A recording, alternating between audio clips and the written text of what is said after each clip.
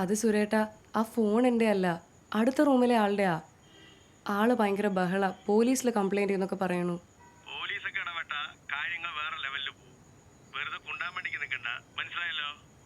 ചേട്ടൻ നാളെ ഞാൻ കാശ് ഉറപ്പായിട്ടും എത്തിക്കാം. ആ ഫോൺ ഒന്ന് കൊടുക്കുവോ പ്ലീസ്? ആൾക്ക് ജോലിക്ക് പോണെന്നൊക്കെ പറയണു. എന്റെ കാശ് വെച്ചിട്ട് ഇത് എടുത്തോണ്ട് പോയിക്കോ.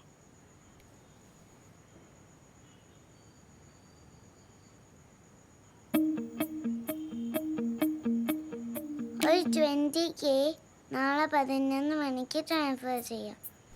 ബാക്കി ഒരു 1 വീക്കിൻ്റെ അകത്ത് സെറ്റാക്കാം. ചിക്കു അവിടെ പോയി എല്ലാം സെറ്റാക്കിയിട്ടുണ്ട്.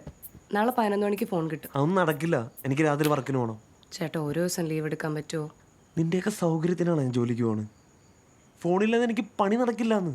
ചേട്ടാ ഞാൻ വെറുതെ പറയണ അല്ല, ഇതേ കേട്ട് നോക്ക്. സോറി, ഞാനൊരു കാര്യം ചെയ്യാം.